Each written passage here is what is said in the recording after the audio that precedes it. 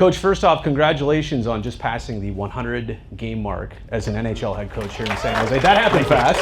Yeah. You were here before that, but obviously 100 now under your belt as a head coach. During your time here in San Jose, what do you know about this hockey community now, this fan base now, that you did not know coming in?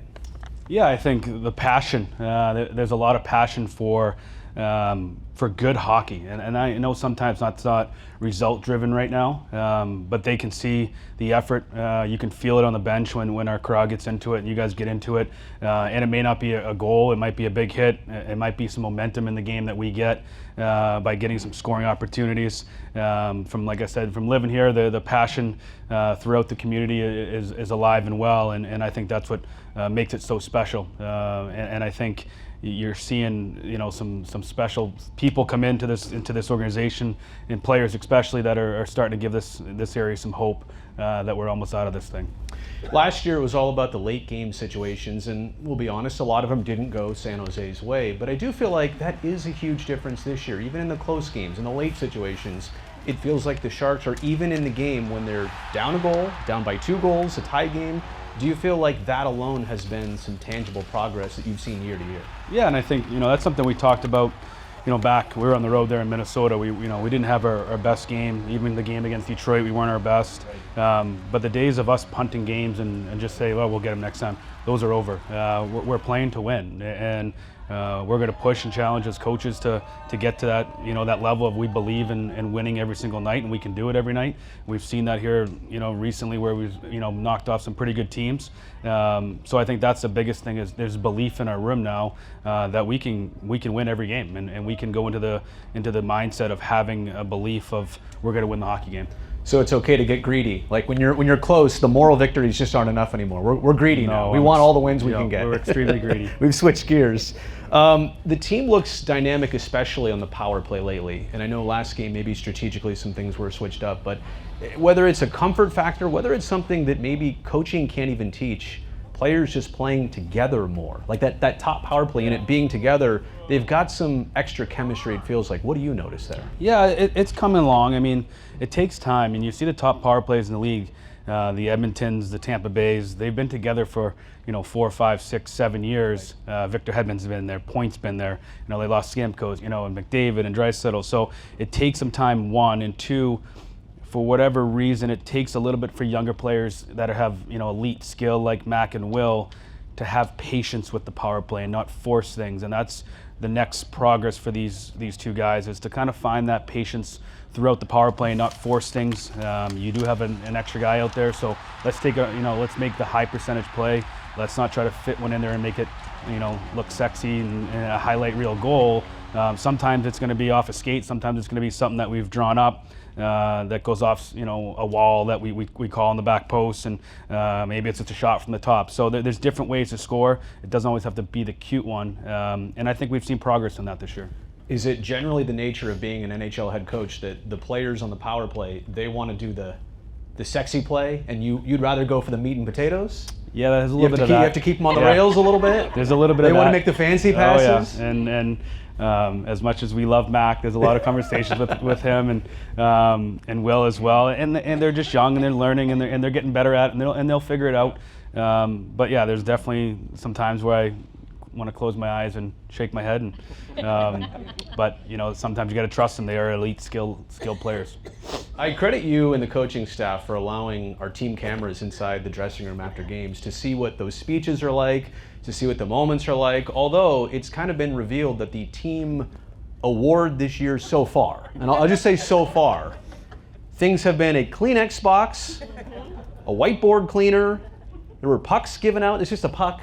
Did anything else you guys notice? Am I missing? A hammer? Yeah. Right. What's going on there? So the thing that Revo awarded, I think, is in now, but it was not in when we had started winning some games. So it was just a random object that we would see, and we would give it away. There was no really significance behind it, and it kind of took a life of its own, and we kind of thought about keep doing it.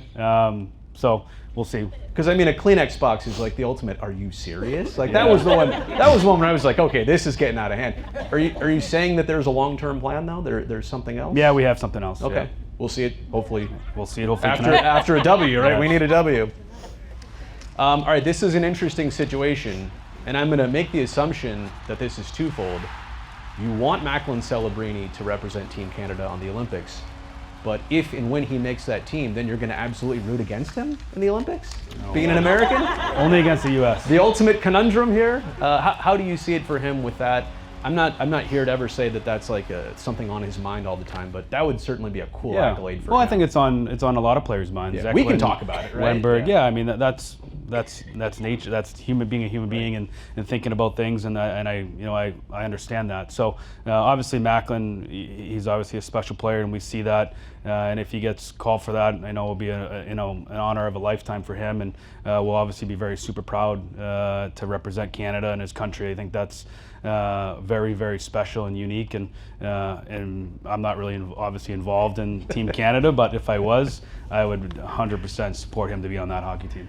Having coached at the Worlds and taken USA all the way, by the way, there you go.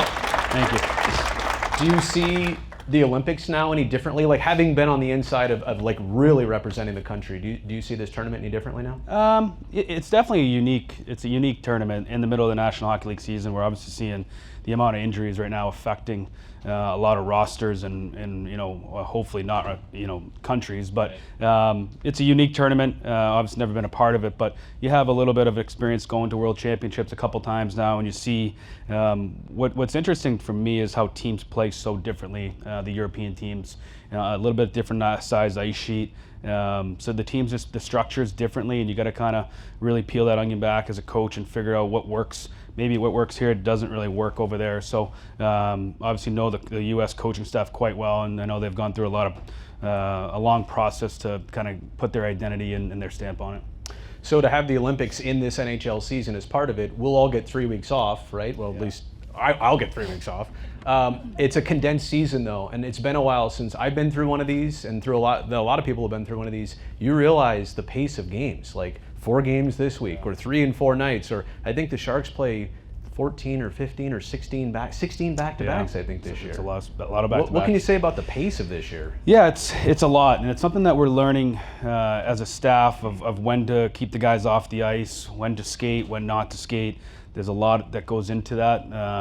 We want to have energy in practice. Sometimes, we lose, and as a coach, I want to get out there and start working on some things. Again, yeah. But sometimes, what's best for myself is not what's best for the team. And we've got a lot of data that we use with our sports science and performance staff that will go through, pretty much, daily. I got a report. A lot of conversations with our leadership group and see how they're feeling. So it's a lot of it is, and obviously I've talked to a lot of coaches in the National Hockey League. There's a lot of teams that aren't practicing very often. So there's a big balance, and there's something that we're continuing to learn about our group as we go here.